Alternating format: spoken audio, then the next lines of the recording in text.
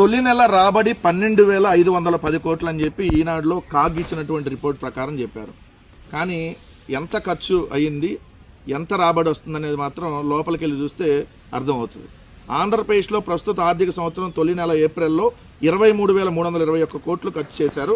ఇందులో రాబడి రూపంలో 12,510 కోట్లు రాగా అప్పుల రూపంలో 10,900 కోట్లు సమీకరించారు.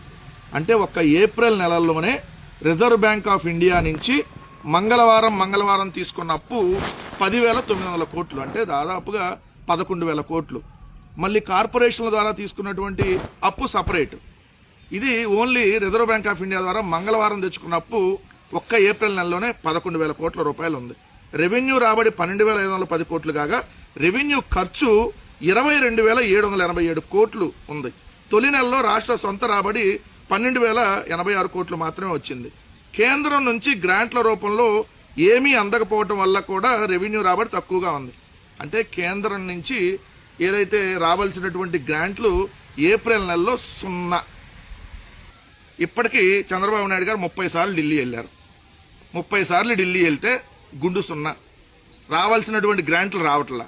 మరి ఏంది, ఎందుకు మీరు ఇంకా ఎన్డీఏ ప్రభుత్వంలో ఉండి అంటే జగన్ గారి మీద అరెస్ట్ చేయమని వెళ్ళి అడగటానికి ఒకసారి మీరు వెళ్ళేది?